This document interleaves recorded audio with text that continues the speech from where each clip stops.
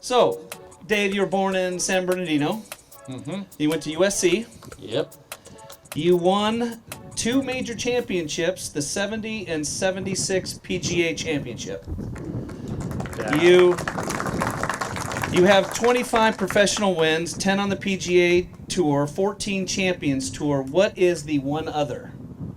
The other is the one that I won at the Hagen. It must be because it was a bad course. It was at La Costa with Laurie Hammer, my friend out of Florida, when we beat Trevino and a few others at La Costa. Well, there's the other. It was a win. I won at Colonial in '67, and this was in August actually of '67. Okay. And I had that win until the tour decided to take it away in about '84 or '85. And I still can't figure that out, but they said it was a team event. It was an alternate shot. And last I checked, they have an alternate event going on right now in New Orleans. PNC. They're getting an PNC, exemption. yeah. So I wanted to let the guys know they're going to take it away from them probably in about 15 years. So I won 11 times, and I won 5 majors, not 2. And your other accolade is obviously what we talked about earlier, is being one of the best putters to ever play the game. Mm-hmm. So let's all welcome for Dave Stockton. I'm gonna let you run with it like you've been, and I'm just gonna go over here and rest. I did want to mention once we get in there, we have some books that Dave has written, and we're gonna have them for sale in the golf shop, all signed by Dave Stockton. So if you want to pick one up. They're $15 for the big ones and $10 for the smallest. But we'll get that after we get to the ballroom. No problem. It's yours. No problem. Thanks, Brian. Appreciate it. So do you have anything you want to learn? Chipping, putting, whatever it might be? All of the above? That's kind of simple. Yes, sir. How about weight your putter? Do you prefer a heavy one, light one, or does that matter? Good. We'll talk about that. Yes. What I prefer is a putter that's balanced. Meaning I want to feel the grip. I think the bigger grips have really been a boon to a lot of people. And what I don't like is getting a really expensive putter that feels like a brick to me. Because then it's going to swing me, and I intend to swing the putter. Which I'll talk about that. Okay? And the other thing is, I don't know if Brian has sales on grips. But if your putter grip is more than a year old, get a new one. They're really expensive, and you got to budget it out. But it's amazing. We'll grab somebody's putter, they'll come for a lesson, and literally I can hardly keep my hand on the club. And that's where the Super Stroke stuff, and others, but I like Super Stroke. I grab it, I can feel it. I never had a putter feel that good when I was, playing on tour. It's soft, but and a putter. When we get to the putting portion of this, there's certain things that I believe in loft on a putter, and most people don't have loft on their putter at all.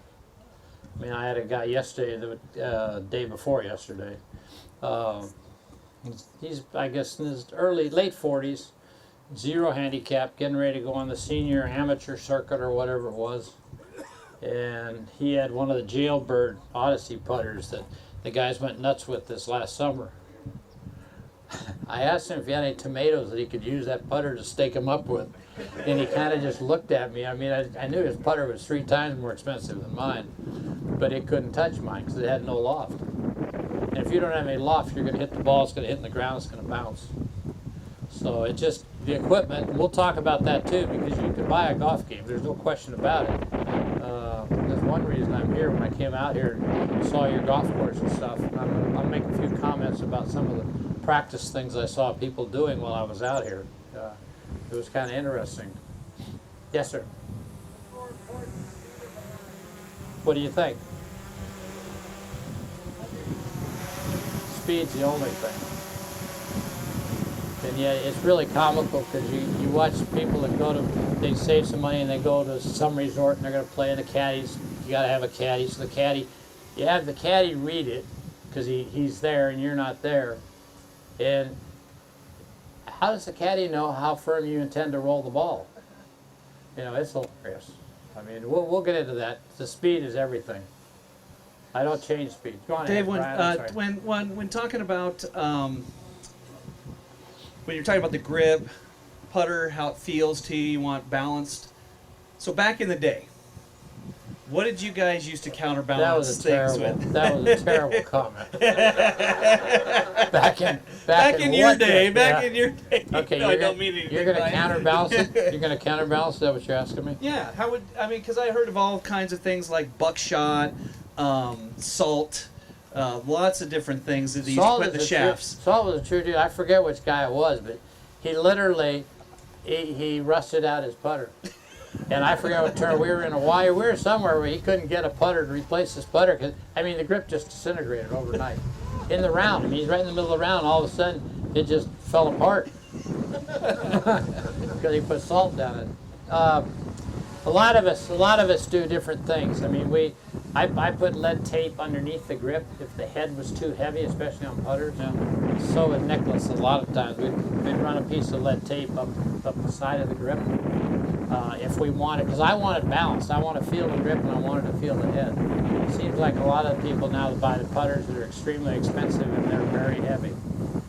And my whole thing when I'm putting is I wanted to keep the ball on the putter for as long as I could keep it on. I don't want it to come flying off the face. Well, I'm going to give you some accolades here, and I heard a story that you get the ball rolling faster than anybody else that they've ever recorded. Is that true? About double, yeah. About double, yeah. And we'll discuss that. And that's, Okay. It's all about the loft on the putter. But we will talk about that because that makes a difference.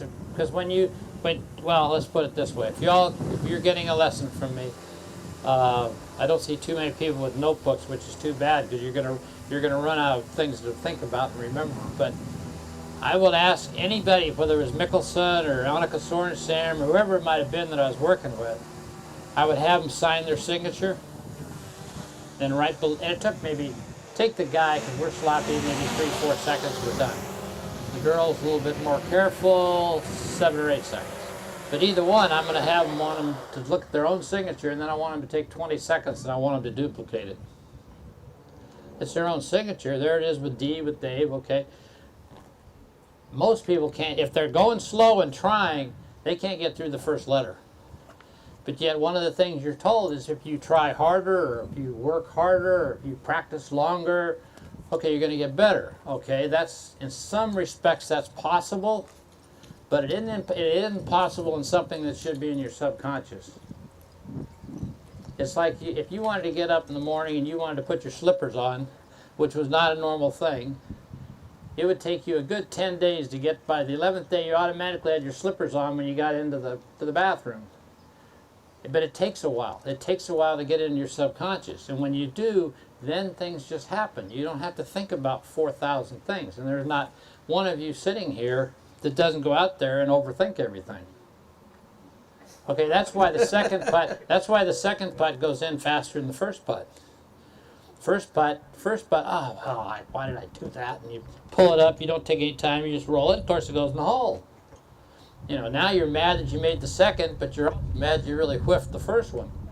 So it's a fine line that you play. And so when I have them do their signature, I said, okay, there's 2 words I don't want you to use when you play golf. In your mind, I don't want you to try. If you say, well, that's okay, at least I tried. Well, because you tried is probably why you screwed it up. Okay? The second word you're going to get that I don't want you to use, I don't want you to word, when you putt, I do not want you to hit a putt. You're perfectly fine to hit a driver or a 7-iron or a pitching wedge or whatever. I do not want to hit a putt. Because hitting a putt to me constitutes letting your right hand go if you're right-handed. Yeah, gave it all I got, okay?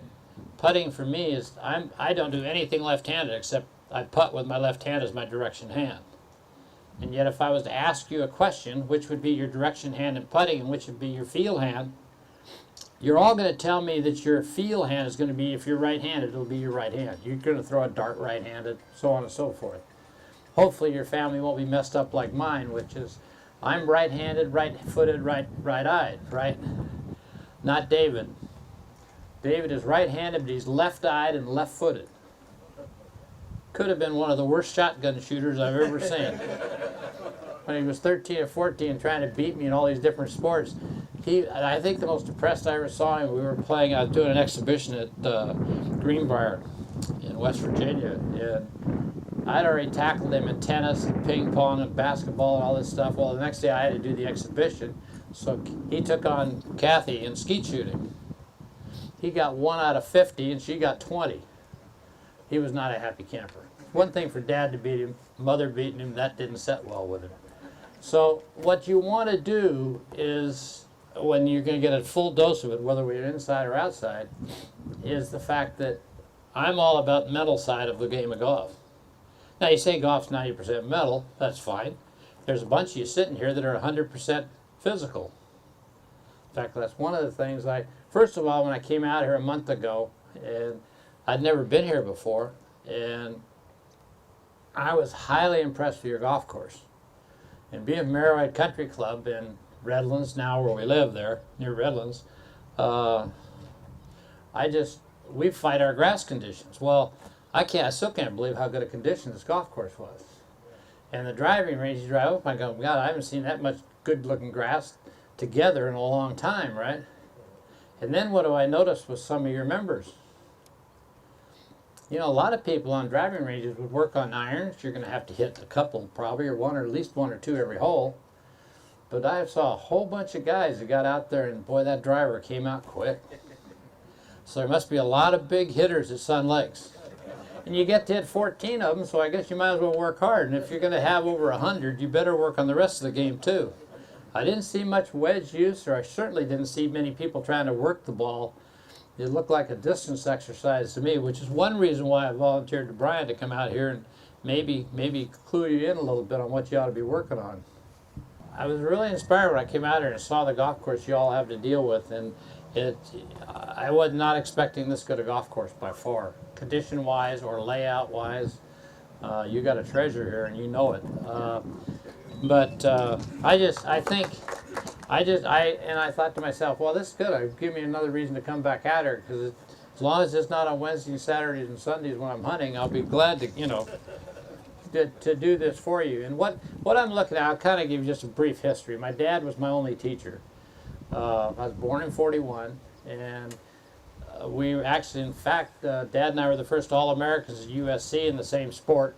We both won the Pac, I don't know what, he was in 37, so I don't know whether that was Pac 6 or 10. I know Idaho was part of it back in those days, but times changed. But we both won it, and then Junior finished second to Mickelson in the NCAA, so we were 3 straight generations. And we would have been 4, and that's why I don't have anything to do with SC anymore, is that David's oldest child, Serena, it was a 4.25 student in advanced studies. SC was the only school that turned her down. So I don't have anything to do with them. I guess because maybe I wasn't Chinese, or I didn't donate enough money. I don't know. All I know is I started the Scramblers there. In the golf team at SC, the group they called the Scramblers, we were the second largest fundraising group at SC, behind football. I mean, I still can't believe it happened, but it was a great place to go to school. It was perfect for me because I could come home on the weekend. I'm not a fan of big cities, and I could come home, work with my dad when I wanted to, and it was a transition for me. I was lucky to even get there. I broke my back when I was 15. The girl beside me lost her surfboard down at San Onofre, and to this day, I mean, it was the best thing that ever happened to me because it kept me out of Vietnam. A lot of you probably had to participate. And I came off the tour out of Phoenix. And I went in on the buses, 512 of us. And there was a Mexican fella and myself were the only 2 that were 4F out of 512. And it was interesting to me that, I mean, I literally, that's why I admire the guys hitting for distance off the tee. I mean, when I hurt myself, I lost 30 yards overnight, and I had to develop a short game. See, the interesting thing about a short game is half the game. So I figured I'm going to master that half, and I'll work on, I'll obviously have a good short game, and if I'm mentally stronger than the person standing next to me, I'll beat him every time, or most of the time. Because if you outdrive me by 40 yards, that's fine, but when I put the ball closer to the pin than 2, and you know I can outputt you, you're in for a long day. So this is where you want to work, this is where you want to spend your time, and that's kind of why I like doing what I do. So when we get into the putting portion of it, I'll putt something here. I'm not a fan of a left to right putt. How many of you, if you're left-handed, I'm sorry, you're going to have to transpose everything I say, but for a right-handed player, a putt that breaks to the right is by far the hardest putt for you. Do you have any idea why? I know you don't. Okay. Let me grab my putter. We'll do a few things here. I'm going to say 3 volunteers to come up. Let's see. Y'all. Oh, I'll get it. I can putt with this if I had to. I just want to get something that has a pretty good break. This is going to break to the right, I think.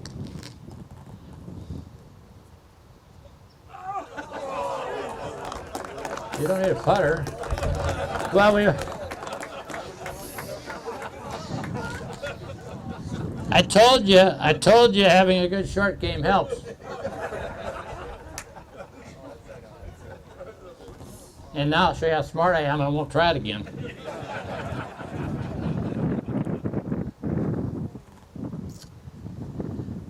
So we'll set this up.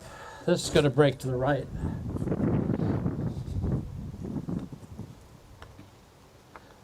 Now I'm going to get probably, let's say 3 volunteers. Who will volunteer to come out first? Come on ahead. That's better than club, right? Now this humble person standing in front of you. Now, what I'm going to ask him to do, because he signed his signature and he was really good signing his signature, but what I'm going to ask him to do now, and I'll ask any of you if you were up here, if you came to me for a lesson, you think your stroke is terrible. Probably some of you have worked hours on it. I can give a 2-hour lesson and never even look at your stroke, because your error is going to be in your routine, mainly because you don't have one. He's starting to think. He's starting now. So this is the next tournament you're playing. This is to win the now. Hang on. Now, for me, if this was to win the Masters or the U.S. Open or the PGAs that I got lucky enough to win a couple of, I'm going to walk somewhere. Because that's my routine. I'm just not going to run up and putt it. Because nowadays, I mean, in my days, it was worth $50,000 if I was lucky. Now it's worth $5 million. Okay, so I'm assuming you might look at this. Okay, look at it. Let's see what your routine is. And the next 2 girls or guys following him.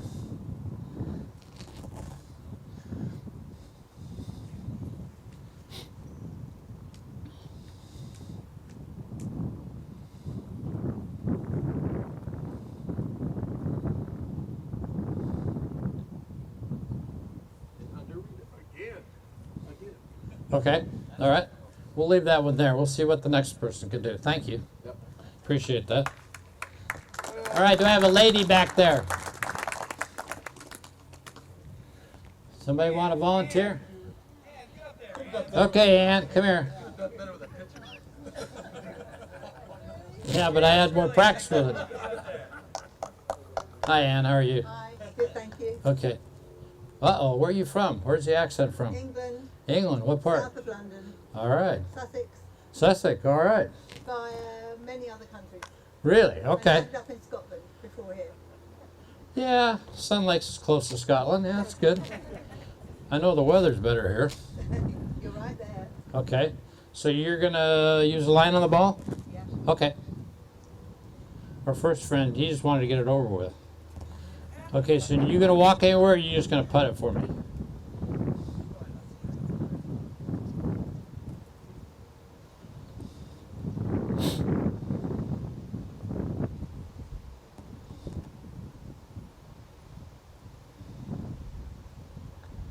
Oh, good putt. Okay. Okay, Ann, thank you. Good try. All right, guys, one more guy. You got your putter, right? Yeah. Get on up here. I'm a beginner though. I played each course once. Really? Well, you're one ahead of me because I've only played one of them. Okay.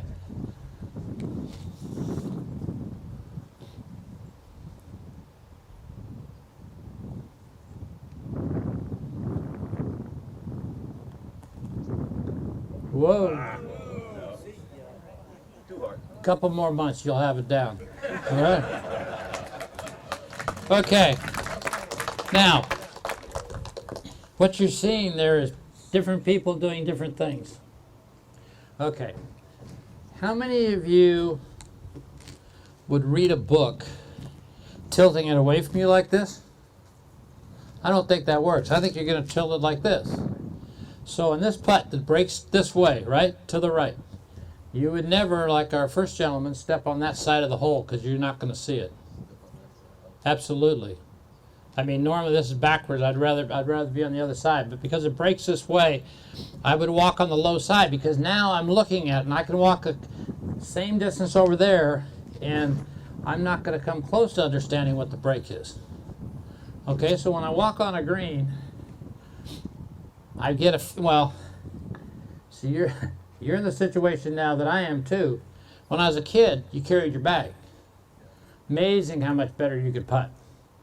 Because you're walking up on the front of the green, usually the greens will slope towards you, and you got to feel exactly what you're looking at. But now we got a little money and we got a couple of 8 years on us, so we drive our cart behind the green. Walking onto a green behind it doesn't help you a lick. Okay? So in these greens, as good a shape as these greens are in, all you got to do is drop water on it and figure out where in the hell the water's going. Well, the low part's down here for this part of the green. It's got to break to the right, okay? So you'd never set foot on the high side. If this was what I was looking at, I would come about this far off my line and I'm looking at it. In my mind, what I'm doing is I'm dividing this putt in thirds. I don't care about the first third because the ball's going the fastest.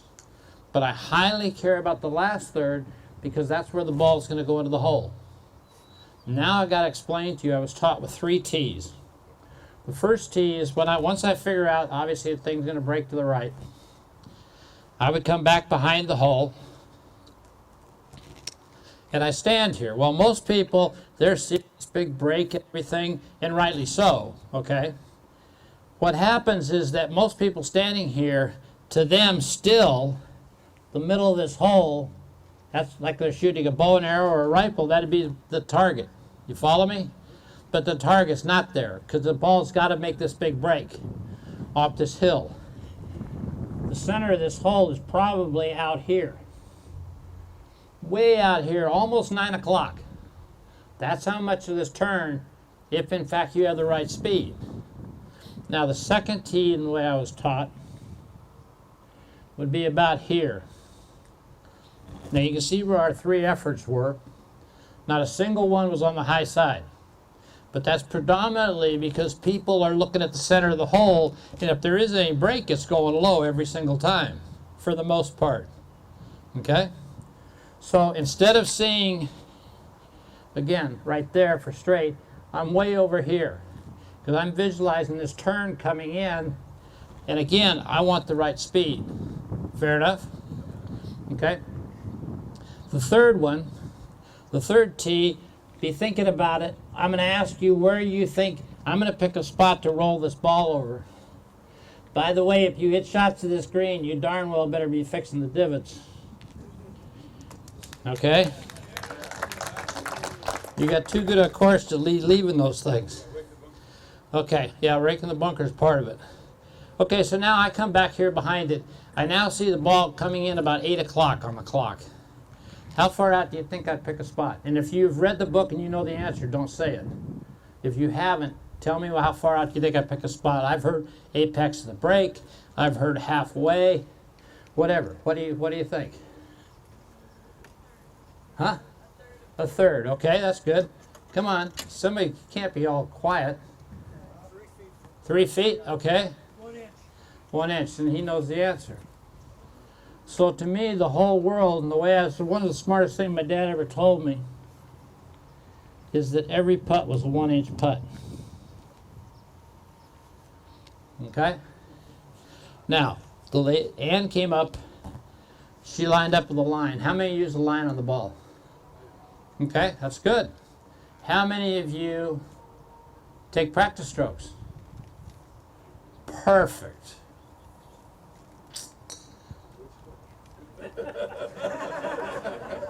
Okay, how many of you that said you take practice strokes have played pool before? Good.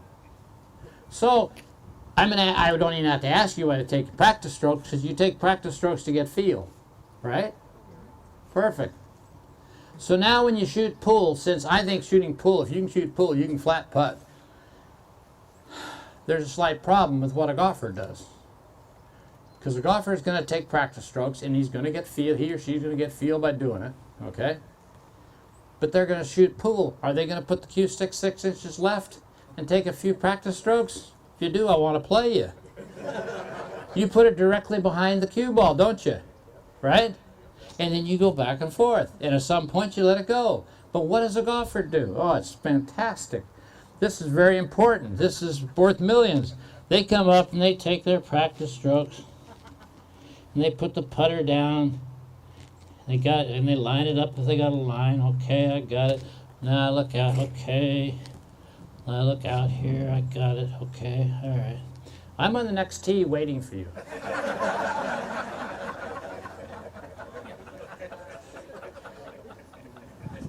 A pool shooter is going to do this.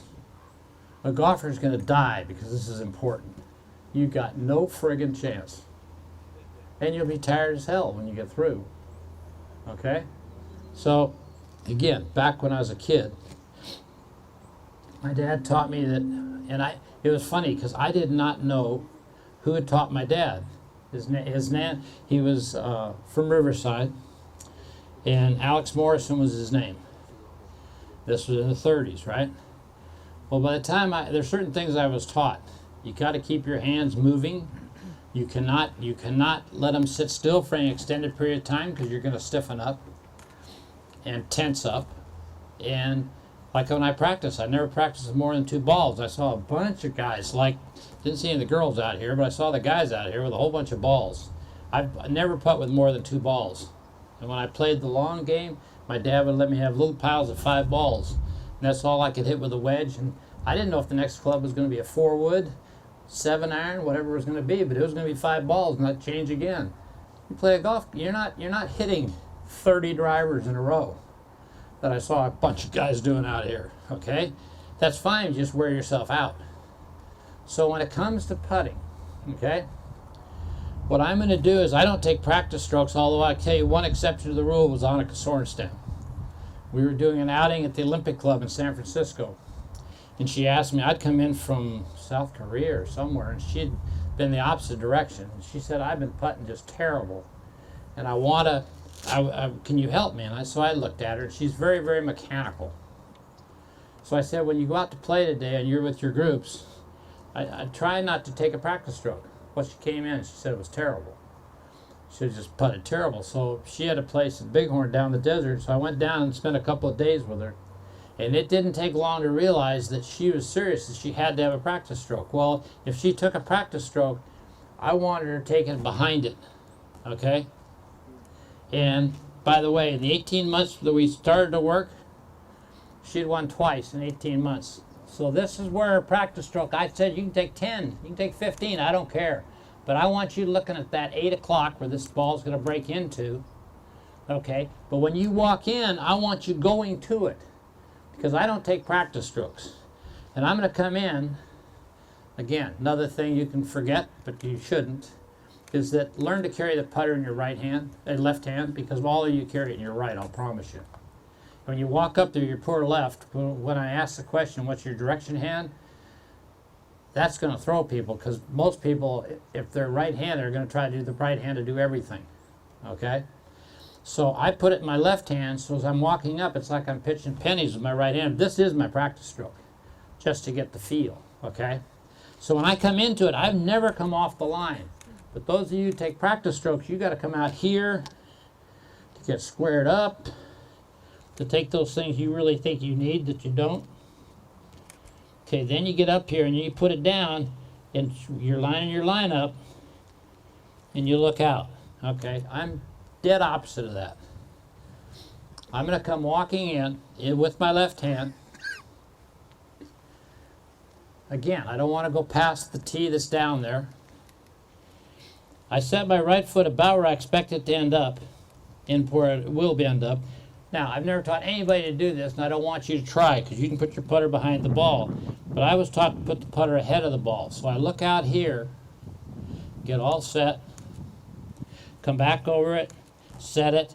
Now, I'm not even going to bother to come back, because I'm looking in my eyes when I set it up, and it brick more than I thought, obviously. I'll go back and get my wedge in a minute, and I'll have a chance.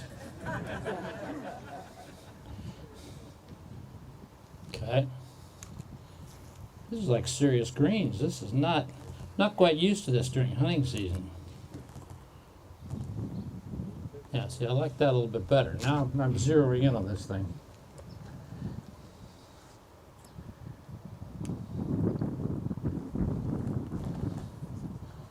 It must be the putter.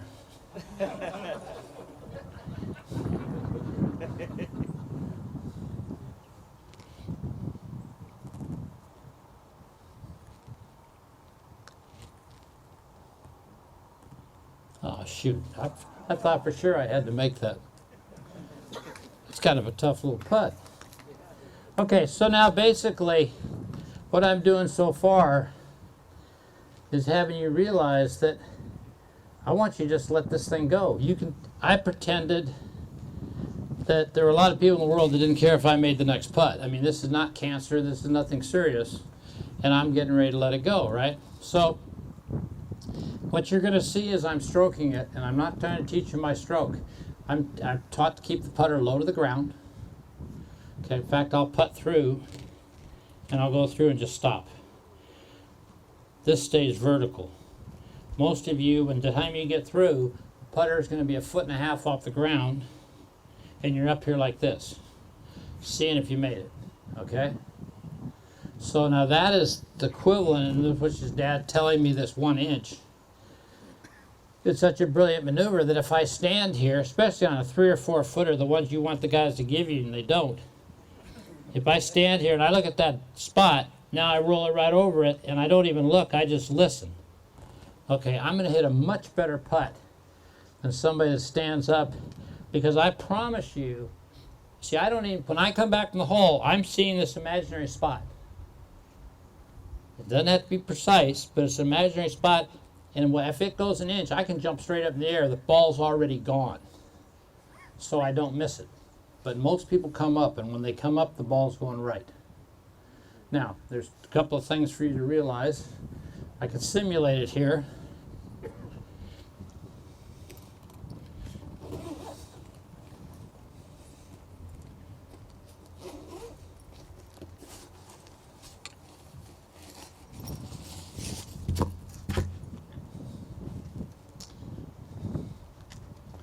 These are $10 Canadian. Ronnie, just my younger son, discovered this about 5 years ago. Okay? We watch people putt. This is not you. This is the person sitting next to you. Okay? Because I know you would not do this. Okay? But people, they get over the ball, and first of all, they can't wait to get it over with because they didn't want to be there to begin with. So when they're standing here, they come in and they take their practice strokes and they step up like this. I can touch them and blow them right off their feet because there's no flexing. You follow me? I hate to tell you, Dan, but this is something that you've got to be athletic. If you can shoot a free throw with your legs locked back, good luck. That's how Shaq did it, right? And that's why he couldn't hit the backboard, okay? But now, what Ronnie did, we went down 5 years ago, went down to Orange County, and they had this, they'd finally got where they could videotape stuff. So they had these things, and Ronnie had me stand on it. You'll see when I come in, you'll see my knees here. Your knee's gonna be back here, because all your weight's on your heels. You're here, you step in, look at the hole, and now as soon as I step with my left is bent. So you climb up on something like this, and your tendency is going to be back here and automatically ready to fall backwards. But once you get yourself set and I'm pressing straight down, you can see the flex in my knees. And now I just don't move.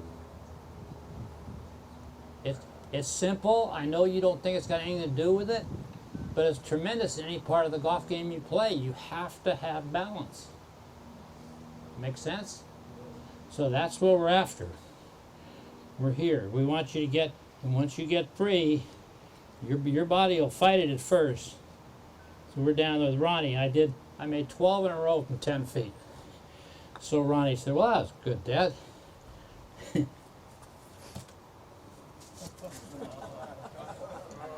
A whole new element. And I did this to myself. And I still made them. But it's a matter of getting the flex. There we go. So once you get calmed down, but there's nobody in their right mind that's going to walk into a putt and do this to start with. But it's so simple. And the guys are better than the girls. The girls, unfortunately, they tend to go, yep, in, I'm looking good. Hate to tell you, girls. Hate to tell you, you got to stick your tush out. Us guys, we're sloppy, so there's no big deal. We're going to do it anyway, right? So this is not a good look, girls. I'm telling you. You've got to get yourself set. Fair enough? Okay, now I haven't talked about the grip. God knows we've been a lot of grips. When we played starting the tour, left-hand low was a popular grip. Right now, as far as I'm concerned, there's only 2 popular grips. One, if you're convinced. Now, a lot of you will interlock. I overlapped. So when I putted, I would reverse this little finger and the second finger of this hand so that my left hand now became my direction hand. Now, the reason why, because Dad spent years when he would be helping me, and he'd stick this club right on the emblem of my glove, stick it out 2 or 3 inches, and that's what he wanted me to hit. Remember I said I wanted the club to stay vertical? That's what he wanted. He does not want this, because that's your right hand flipping it like the rest of the game. Now, it also comes with how close you stand to this ball. Now, I know you'll believe this, but you just never tried it. The reason a lot of people play a great long game, and there's a lot of people who can play the long game, but they can't translate it to the short game. One reason being is that when we're doing the long game, it is right hand, if you're right-handed, okay? You want to pull that putter as close to you as you can. Next time you see Steve Stricker on the Champions Tour, he's the same as I am. You'll see his toe on the ground. Okay, so now, I've given 2-hour lessons and never watched a stroke once because there's something else I'm picking up on. Because when we're teaching, our job is to make you all comfortable. So I may tell one of you to bend down more, one of you to stand up taller. I mean, all sorts of different things because our job, everybody's different. Okay? So when it comes to putting, first of all, and we're going to get to chipping, when you're standing here, the ball's there. You can do it your way, bent knees, backwards here. Now you can get down anywhere, right? Or you could do it my way, which is pretend you're shaking hands with me, and you're trying to impress me, and I'm counting on you not coming in and going, hi, nice to meet you, right? I'm counting on you starting as tall as you can get. The first move is here. I've just made it. That's where these legs are important, because once you got the base, then you know how far you got to come down.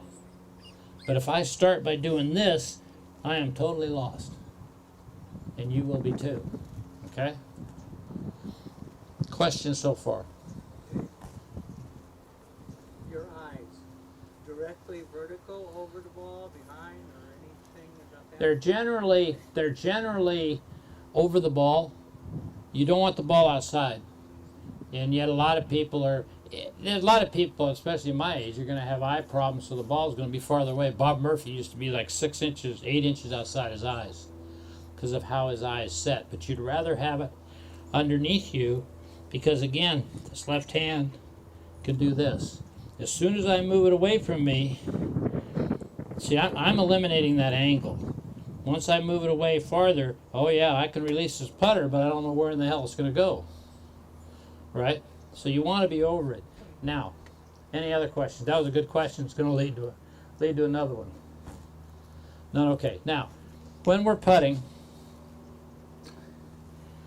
I try, like I say, to roll it over the spot. Now, when I grab this putter, I was taught always to put my 2 thumbs on the club. That's why it's flat on this one part. I mean, I could turn this around and be here, okay? But I can, with that flat part, I can find it. That's the thing that puzzles me watching people, because one of the things they think about is, well, where is the face lined up? Is the face square? I don't even look at that. And I don't look at the line on the putter. If I'm teaching somebody that's really mechanical, I'll drag a putter out that has no line on it. Because I don't want them trying to line up. I want them to use their eyes to visualize what it's going to do. You follow me? So, at any rate, that's basically the premise to this until we get to the chipping here. But the putting itself, the other thing I would like to recommend to you, and Brian mentioned it, is that when in the late 90s, it was about 97, they came out on tour and they measured how fast we got the ball rolling. Because when you touch it with a putter, it's going to bounce, skid, and then it'll start its roll. So they did the regular tour first, and Lauren Roberts was the best on the regular tour at a minus 77. Okay? Sergio was plus 10 for reference. Tour average was 0. What minus 77 meant was that Lauren Roberts' ball went about that far, and it was already rolling. So they came out on the Champions Tour, and I rolled 3 balls. And I was 140, I averaged 140. Nobody else had hit 100. My ball was going less than 1.25 inches, and it was already rolling. So I had the speed. Okay, well, if you don't have loft on a putter, you can't do that. Okay, so 3 months later, TaylorMade in December called me, said they had something they had to show me, and what they had to show me was the red insert that was going to go into the first Spider putter. Right? Now, they took my putter, which had no grooves, put it onto my face, double taped it. I would have given anything to have the tape for that day. I rolled 3 balls. Nobody else has hit 100. I was 201, 166, and 202 with no change. Now that meant the ball's going like a 1/2 inch. Okay? Now, what it taught me really quick is that these cosmetic lines that are on here are not cosmetic at all. In fact, the Spider putters with the little red insert, you literally had to kind of take a toothbrush to clean, because it'd take the paint off the ball. Which it meaning the ball's not just popping off your face, you're controlling it. You're making it do what it wants to do. So I don't have a single putter that has less than 4 degrees of loft. Okay? In saying that, with the 4 degrees of loft, I go neutral, which would be about on my zipper, and then I can forward press. You can't forward press for most of you don't have loft. Okay, so your hands have to be back here, which is going to promote this. All right? A common denominator of misses for most people, again, the person sitting next to you and not you, is the fact that they don't take it back far enough, then they have to hit it. And remember, we don't want to hit it. So basically, I want to go back far enough that I know I have enough momentum that I can just let that momentum that I already built up with taking a good backstroke, just let it go through. I certainly don't want to accelerate into it. Okay, and I know that's different from what I'm saying. But just trust me, because when you see the chip shots, you're going to see exactly the same thing happen. It's too short. And then you got to goose it. And it's like if you have a pitching wedge that you can hit 80 yards and you have a 40-yard shot, so you're going to hit it 50% of your power. Okay? You're going to hit it 50%. I'm not taking it back 50%. I'm going to take it back 70, 75. Because then I can use my feel and whatever kind of shot I want to hit, and I'll hit a good shot. But if I just take it back 50, since I'm only going half the distance, now I'm going to goose it. And that's what people spend doing. Long putts. People get hitting long putts, rolling them. They're not good with it. They'll accelerate into it. Let's say we're going to the far one over there. Guess I can go up the hill. So they're going to, well, no, you have a better chance of watching me here. So they would stand there and they go short, and then they hit it. Well, the ball can go anywhere, which I just proved, okay? If I take it back much further, now I develop the feel and roll that I want, to let the thing go. Now, as you're dealing with a longer putt, you're putting this putt, where do you want to leave it? You don't want to leave it as short as I just left it, I guarantee you that. But on an uphill putt, you don't want to get aggressive and knock it past it. Because now you got a tough downhiller, okay? All right, I can do better than that. I know it's hunting season and all. But you'll see me take this back quite a ways. That'll be too hard. Speed's not going to be too bad. Okay? Now, when I'm practicing, by the way, again, 2 balls, I'll practice generally inside of about 10, 12 feet. I'll practice probably at least 4 or 5. Can you see the red tee in the ground there? I hope if you're colorblind you can't, but if you're not you can. I do a lot of practicing just one-handed, left-handed. Back of the left hand goes where I want it to go, right here. And that's my direction hand, and that is the thing that I will do, like I say, probably 6 to 10 putts before I'd play in a tournament, Masters, whatever it might be, to make the back of the left hand work. Make sure that this is going to the hole, not the putter head. Okay? Other questions? Yes, sir. I'm back on the practice stroke. Yeah? For me, I always thought it was you practice stroke, not the aim, but the distance and the speed. You know, my practice stroke, I'm looking at. Well, the problem is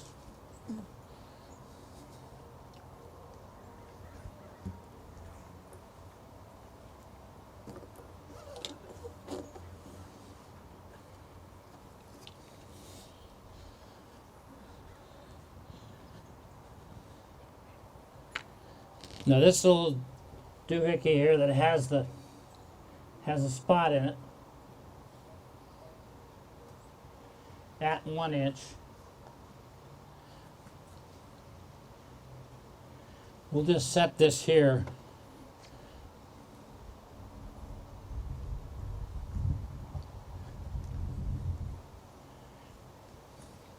I'm just going to roll it over that spot and we'll see where we go. Okay, that's pretty darn close. Now, when you're back here, if I would have you walk on the low side, but down here, and you come back around here, when you're trying to figure out where this putt's going to break to, that putter's, it's set up right here, isn't it? Right on this line. You will not believe how much farther you have to play it outside. Now that missed low, so consequently,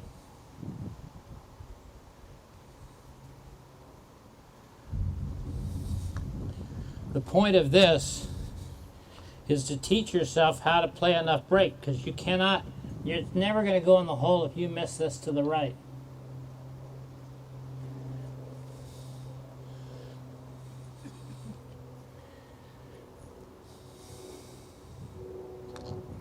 Oh, I didn't hit it hard enough.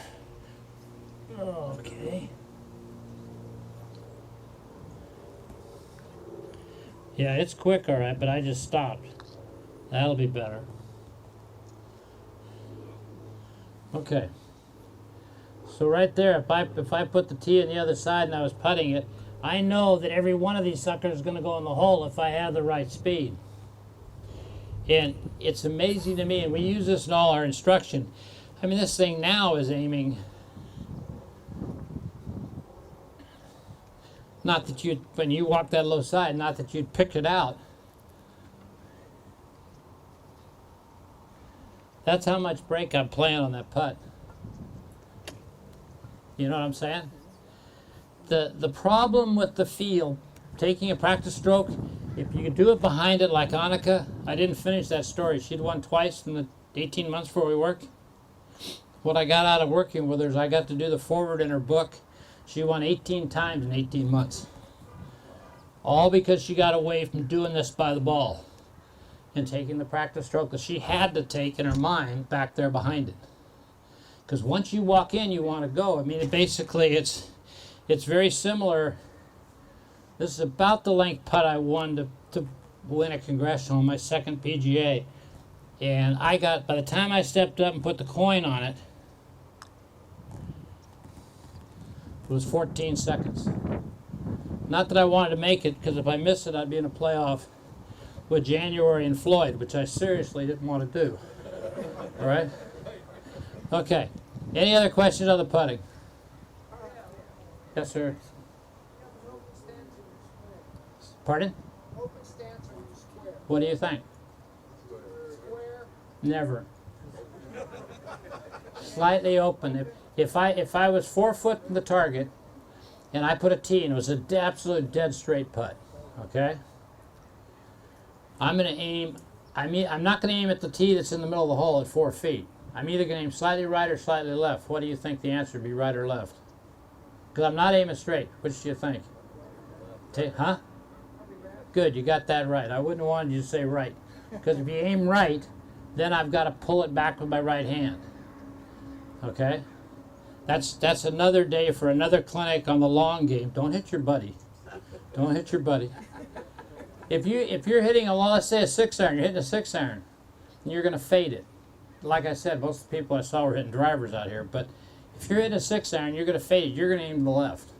You're going to allow for the fade.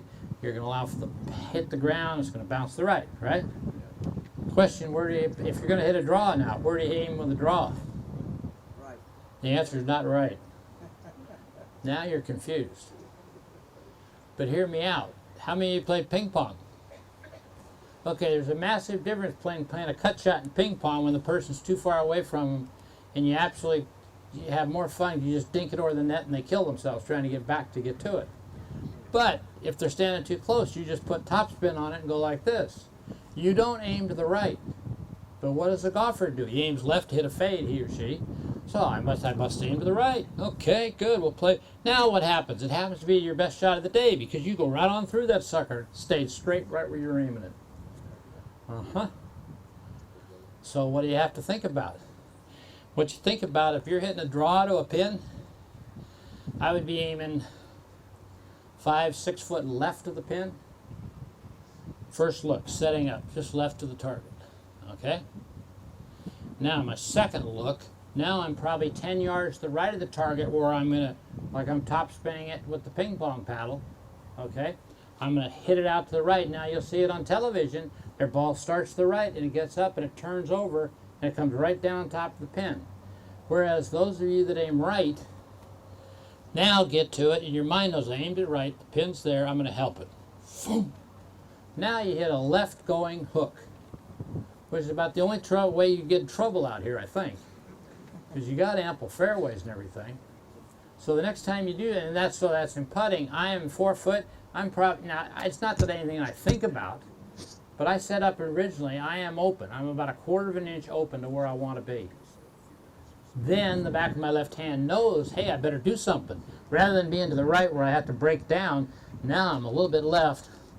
Wham, I go right through this thing. I can make it do what I want it to do. Make sense? We have another question over here.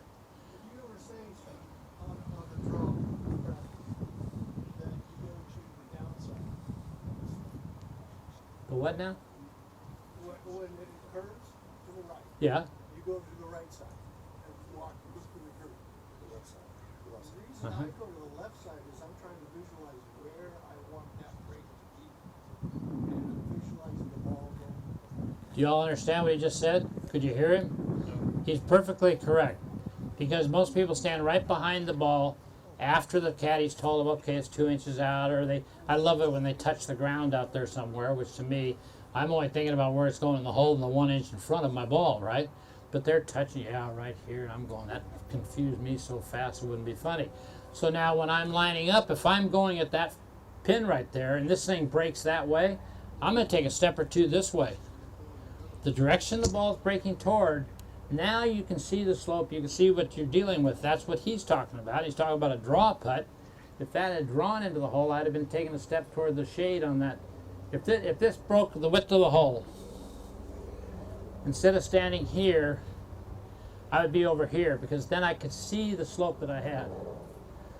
So that, I mean, it makes perfect sense. But again, it's one of those things that's why you do these, and you can do them for a long time, because there's so many things to cover. Okay?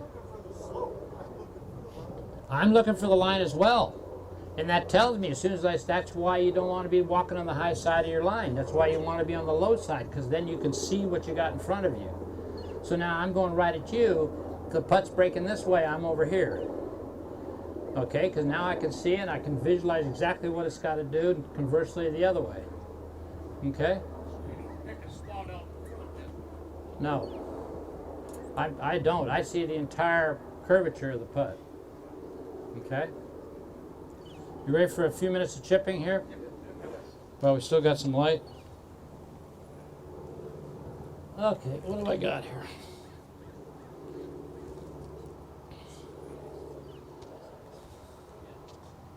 Thank you, sir.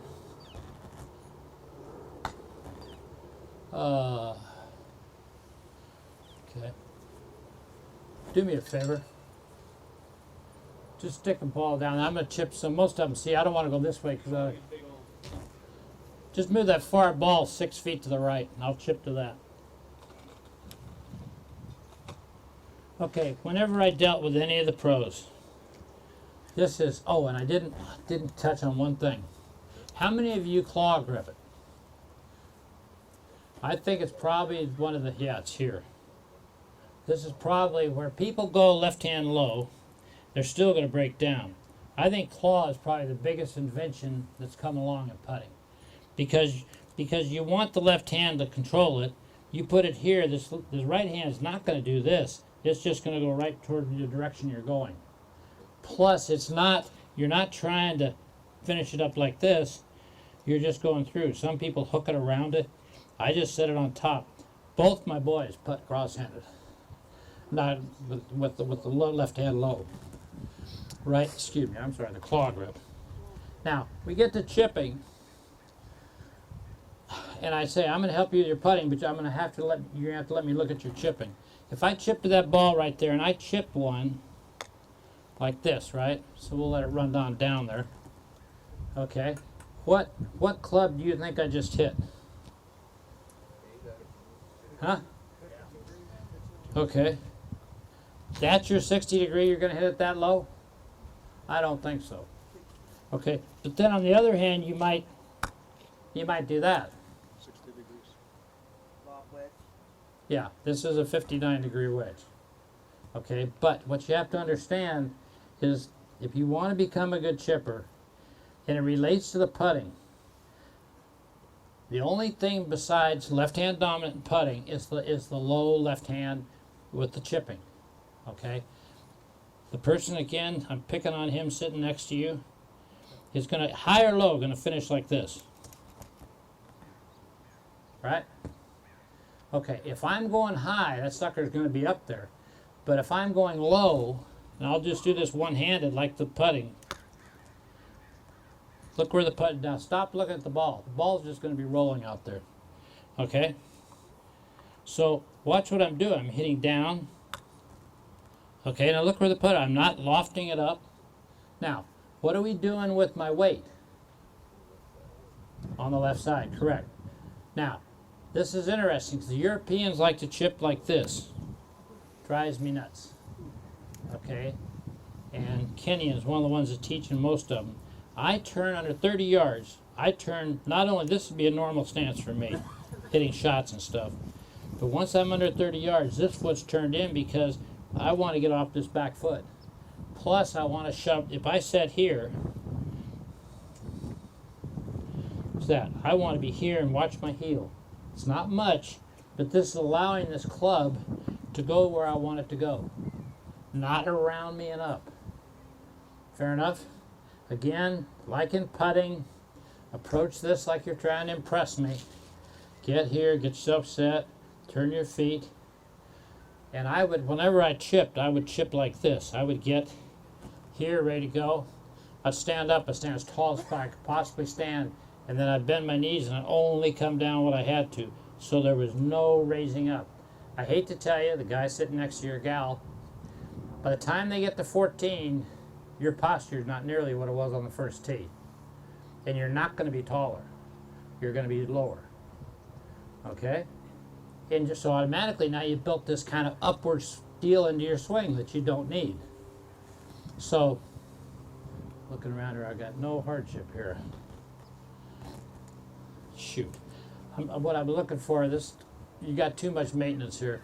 This is, I was looking for, at Arrowhead and at Redlands, we have no problems. We have these things called sprinklers that you can see. You must hide yours or camouflage them or something. Because I'll put a ball on top of a sprinkler head, which you would like to take a drop from. But I'm reiterating the point to you is that most people, when they chip, high or low, this ball is going to be away from them. If I'm chipping low, you see how the heels just come off the ground? Now if I hood it, you see how little of that club's going to hit the ground? So if I'm playing Sun Lakes, but then I got a chance to go play Riviera with the Kikuya, one, I can chip easy out of this. Kikuya is a whole other matter, right? But if I'm, most people that stand too far from this chip shot, they're the ones that are going to dump it because the whole club's going to get stuck into the ground. If I stand here on top of it, and I turn this just slightly, I mean, my hands, those of you down here, I'm here. I'm not out here. It's got nothing to do with what you did before. Very tall. You can choke down if you want to, but still stand tall. And you're just brushing the grass. The ball's going to come out low every single time. And again, it's not your, now again, the guy next to you is doing this. You've seen a few of those in your days, I'm quite sure. Yeah, those are fun, aren't they? Costs us, it's worth the same as the 300-yard drive that you're trying to perfect. Only this frosts your case a little bit more. Doesn't that help you get over the ball more too when you stand a lot taller? Oh, absolutely. When Absolutely. you see the line versus two different lines, the actual line of the ball and what your eye line sees. Well, the problem is though when they're hitting around, when they're hitting shots maybe 50, 60 yards, it's automatically away from them because they want to have the whole bounce on the club.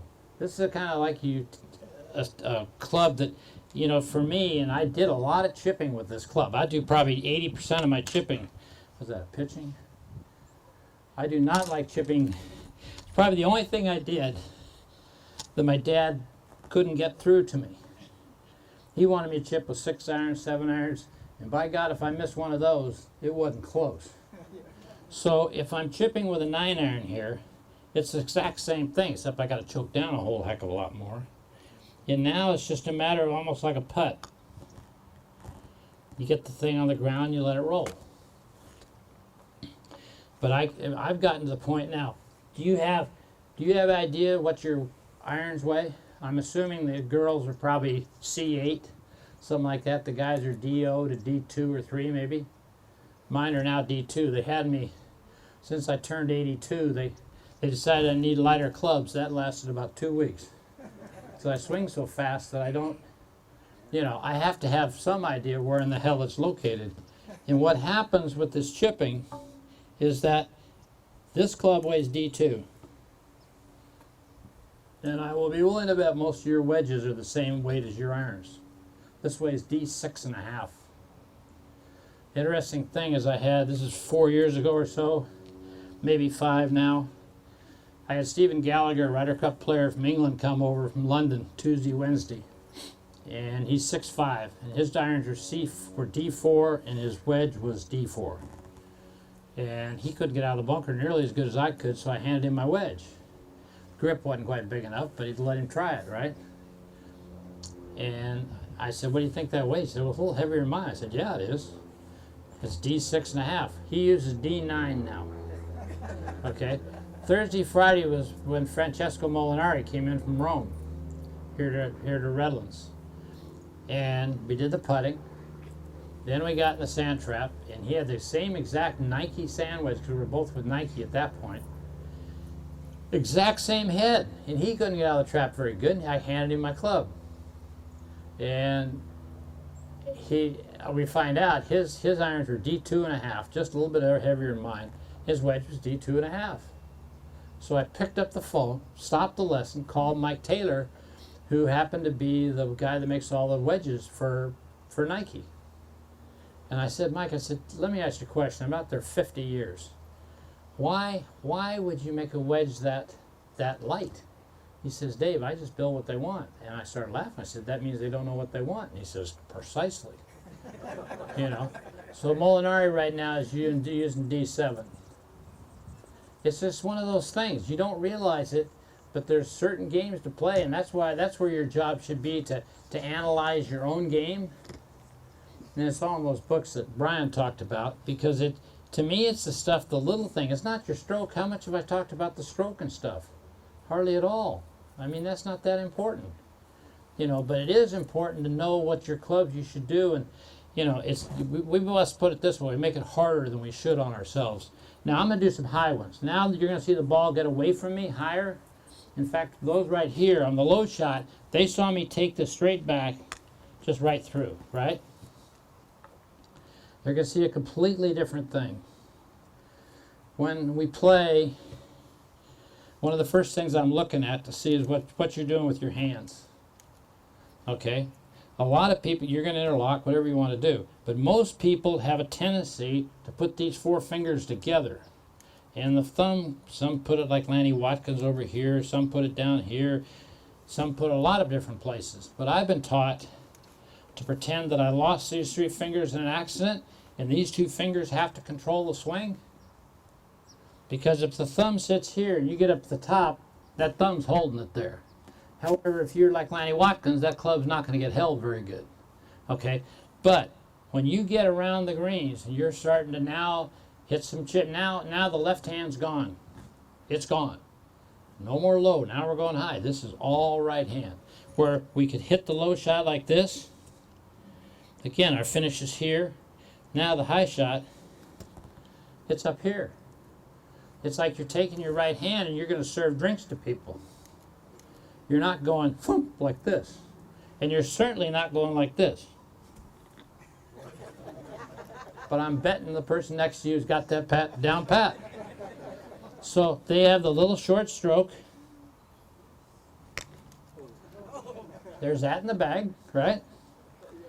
Okay. Now on the other side of the coin, let's say I just was taught to take a long swing. Now watch that stop. It's like I'm throwing a ball. I mean, if I'm throwing the ball low, I'm throwing it here. I'm not raising up with it, it's going out there. If I'm throwing high, I've got to go up there so the ball goes down. I didn't put much spin on that. I'll spin more of that one. Now the ball won't roll as far. And that's literally what you're trying to do. It's got nothing to do with this poor ball sitting on the ground. But that's what that's what most of you are trying to hit. I mean, if this is a sand trap, and I don't have a trap to go to, but if I draw a line, an inch, the leading edge of this club is an inch behind that ball, or so, inch and a half, and I make this line. The best trap lesson I ever got was from Julius Boris. I was 23, just started my first year on tour. My dad got one of his videos, and he had me watch it, and I'm an intelligent guy. I mean, I had all the answers at 23. And so he asked me a question, I had no answer. So we watched it the second time, then he asked me a different question, I didn't have that answer. So now we're watching it the third time, and I'm getting embarrassed, because this is stupid. So now I figured it out. Your sand wedge happens to have a leading edge closest to the ball and a back edge. Boris ignored the back of the front, the leading edge. He watched where the back edge was. So when he's drawing a line behind it, instead of watching where the leading edge is, he's watching where the back edge is. It's kind of like my 1 inch. You think I'm looking at the ball when I don't even see the ball? I'm coming back to my imaginary spot and just rolling it, letting it go. So if I'm going to hit the ground right here, I'm about a ½ inch from this ball right now. I can take a good swing, and it'll just stop. Now, if I had to stop it at that ball, this is for the guy sitting next to you that now has gotten to be a genius, and he's got everything down pat, and he feels nervous about taking a long swing. If I put this back in my stance, and I'm close to it, the ball's going to roll. It's going to roll out. However, if I decide I put this forward, now this is not a turn stance. I'm not turning it, I'm not getting off my back foot. This is just like I'm putting. So it's right here. This left hand's not going to move. This right hand's just going to do the whole thing. Now the ball just comes popping out. So it's to me, I spent my life doing these different shots, that you come to it, and I'm right up on top of this thing. Heels off the ground. The right hand is just going to flip it.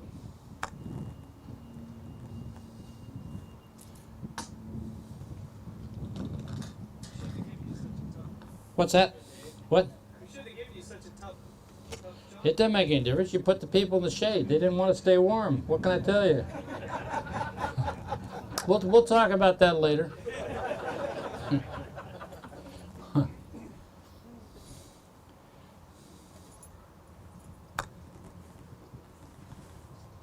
Oh, shoot. It's a good thing I didn't try that wedge the first time. I mean, you also, if you had to, you can, it's the same thing. This will be totally different. This will be the longer swing.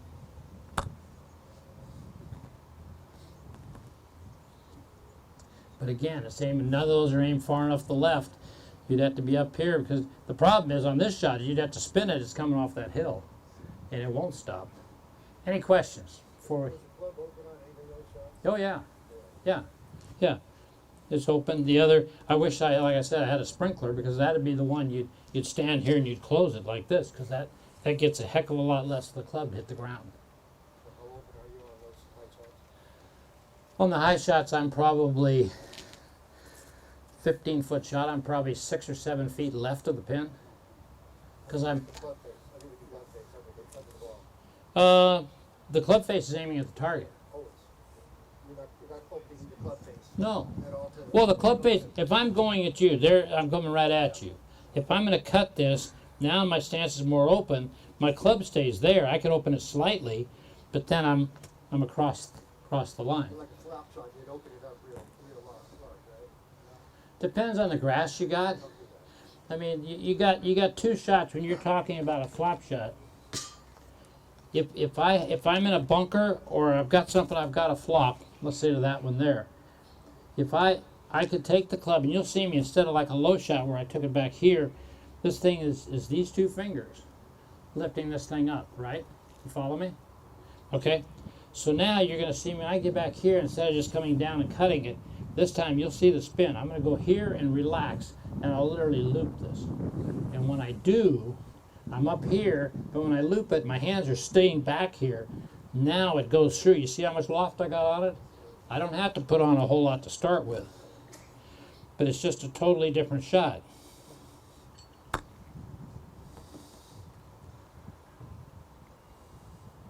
But again, it's knowing that this club's going to get the ball in the air, not you. You can't do anything to help this up. Your whole job, whether it's putting or the chipping or any of this stuff, is staying extremely quiet with your upper body. You don't want to be elevating up and down. That's why I'm so tall to start with.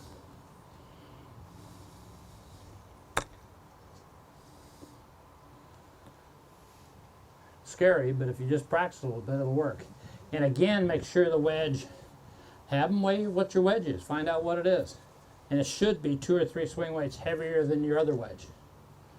Hey, can you tell everybody where you're using all these different shots and the practicality of them? Because obviously you're not going to flop a shot right there where you can get it on the green as fast as, with the lower shots. Well, the key is that you want to land it on the green if you can. You don't want to be messing with the fringe, especially Riviera, where the Kikuyu will just stick you like this, right? So that's where my dad's theory of chipping with 9 irons and 7 irons and 6 irons and stuff. I mean, I might have hit, 15 9 irons in my career. Most all of mine, because this wedge weighing heavier, it gets through a lot of that stuff easier. And that's the problem I see a lot of people getting bunkers, and they have wedges that don't weigh enough. And the sand just gobbles it up. Although that was another issue when I got out here in your sand. The sand was perfect. In fact, Redlands is the same guy that did your bunkers is now doing ours at Redlands. And they're beautiful. They're beautiful. You had a question? How do you know the weight of your wedge? Your pros got to figure that out for you. At Redlands, on the way, we go to Mario Cesario, and he had a swing weight machine. Nowadays, it's almost like a lost art, because they can, they can match anything up. And I don't know. How do you tell me what my clubs are, Brian? Where do you? I don't have a swing weight, but I've been looking at getting a swing weight machine to. Brian's he's gonna have one next week. It's a couple hundred. Especially if you get the wedges. I'll be sending around a collection tray here. Ah, come on. No, we'll get one. We'll get one in. Yeah, that way you've got to. That way they've got to buy the wedges from you.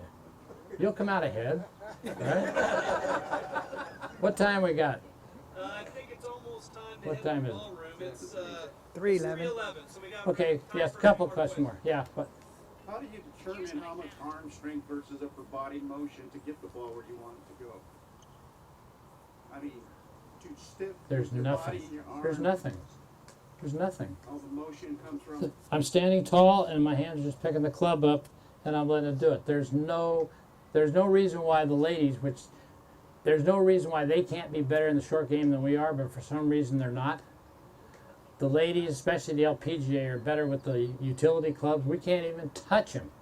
When they get a utility club in their hand, don't be trying to take them on, right? But as far as this, because the biggest mistake amateurs make is the fact that they're trying to do something to it. I mean, I could throw you a ball and ask you, what does it weigh? I mean, you're big, how hard do you have to swing at this thing? You know, there's nothing to it. The ball's there. It doesn't know what you weigh. It doesn't know how tall you are. You just lift it up. You just let the club do the work. Ball's going to work. But if you, it's like, you know, Caddyshack. They're dead, right? Question over the yes, sir. Yeah. I was wondering, you see the pros, they hit it, they skip it, and it comes to a stop. What's the secret to hitting that shot? Pardon? They hit a line drive shot that skips up by the hole, takes one hop and stops. Or two. Yeah. I don't want to dig a divot in your green, but that's the same thing. I mean, you're controlling it, hitting down on it, but we're literally, if we took a divot, it'd be under this ball, because the ball is going to be catching the club face up in here.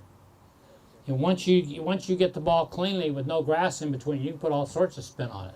And Dave, aren't they a little farther away from the green too? They're 30, 40 yards when they're hitting that. Yeah, it's not the stinger's not coming right on the edge of it. Yes, sir. What about if you have a tight lie and the ground's real soft and maybe a little uphill? Any tips for that shot? Yeah, good. That's a great question.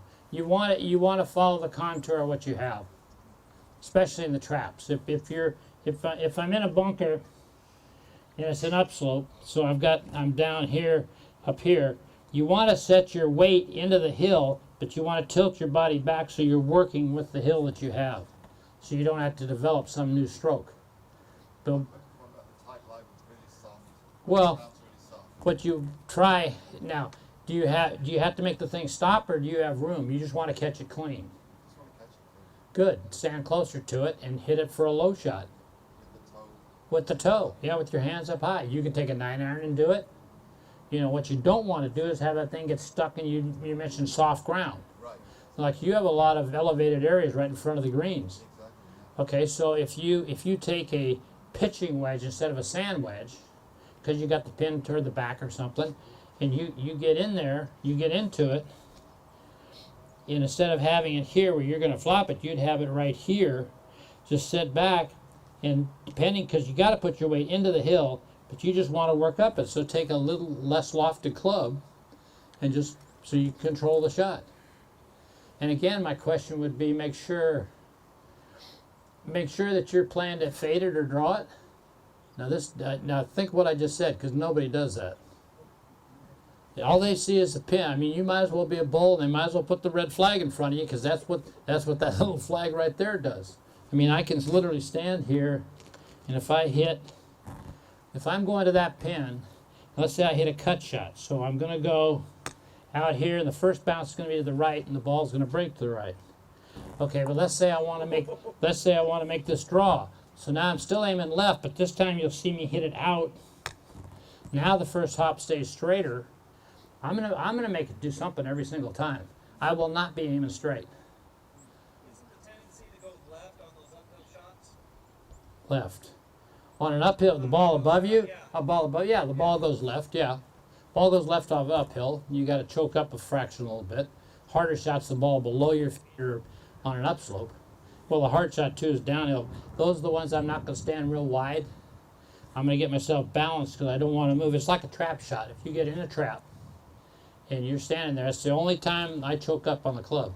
I'll choke up a full 2 inches because I want to catch the fairway bunker thin. And the tendency is most people, again, too short a backswing, come out of a bunker, and they're going to try to help it up, and they hit that far behind the ball. Instead of visualizing the thing with the, you're going to hit the ball first, and the divot's going to be after it, so and I'm playing a fade, because a fade's going to give me that. The draw doesn't, because the draw tends to set you back in here, and you'll hit it fat. Dave, can I ask you, when you're trying to hit a high chip, it looks like you're stopping the left hand and letting your hand. Yeah, but see where your hand, don't move your hands. Don't move your hands. See, your hands are already gone over. I need to have your right hand serve me a drink. So you're going to go here, and instead of coming through and turning it like you just did, you're going to keep your hands open like this. Okay, so you're not consciously stopping the left hand and letting. Yes, I'm stopping the left hand. I sure am. I can stop it right on my side. I mean, I'm going to stop here, but I'm going to finish right here. The toe of the club is not closed over. The motion you made was closed over. Okay. So you want to finish it. That's the other thing. When you get in the long game, most of you, the guy next to you is really paranoid about this ball, right? So his swing is going to be predicated on hitting that ball. Okay, my swing is predicated on getting it back somewhere, and then I'm going to go to either a draw finish or a fade finish. And if you don't know what that is, you got to work with your pro a little bit, because a draw finish is going to be here, fade finish is going to be slightly higher in here. I'm like a half club shorter with a fade swing because I'm really not letting the club get past my hands till I hit the fade out there. But whereas with a draw, now I'm trying to release it, but I'm going to my finish. Nothing is happening down here. Okay? Now, one last question. We'll go inside. I'm going to, not question, I want to tell you one thing. Work real hard on your cart golf. And those of you who get the books, you'll see a portion in that. It's really amazing watching people play golf. If this is the ball, and they know it's their ball, they will drive the cart right here. Now this is those of us that we really work hard. Tell our wife, yeah, it was a rough round. Well, this particular person's going to step out. He's got, it says 145 yards on his little number or whatever he's got. And he remembers 20 years ago when he hit it, what he hit for 145 yards, right? So now does he step back? Oh, hell no. He reaches back. Now he pulls out what he remembers from 20 years ago being perfect. Don't think that's a reliable strategy, okay? Just for the hell of it, okay? Because number one of the best things I ever did was my dad teaching me to always think of 2 clubs. So if it's 145 yards, I used to hit my 8-iron 135, and I could hit my 7-iron 150. So it'd be somewhere between a 7 and 8, probably. Okay? So if the pin is in the front, I would generally take the longer club, because sure as hell if I took the shorter one, which was far enough to get there, I've got to hit it perfect. And if I don't, then I've got on one of your little upslopes in the front of the green. So you take the longer the club, you choke it up maybe a half an inch or something, and you just make a nice swing, fade or draw, whatever you want, okay? But you start with 2 clubs. So what I would do when I played on tour, again, the caddy that you play with, the exclusive clubs, and they tell you what club, you're waiting for them to tell you what club. I ask my caddy every time, okay, Todd, what 2 clubs do you think? And I don't tell him what I'm thinking. But I've had Mexican food the night before, a couple margaritas, I'm feeling good. I'm thinking 8, 9. And Todd, without thinking, he caddied for 12 of my 14 wins on the Champions Tour. He might say 6, 7. No big deal. So we threw out the 6, we threw out the 9, and now it's between an 8 and a 7. But see, you're so much smarter. You pulled out and you just knew it was a 7-iron right from the start. But then, if you go, pretend like at my level, if you go to caddy and you put your hand on the 7-iron and you're like, here, what do you think, 7? Todd will go, yeah, hit a good one, hit a good one. Meaning, he doesn't think it's enough.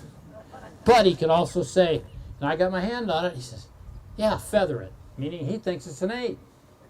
So why am I doing all that stuff? Why don't I just do what I did? Tell me what you think. 7, 8.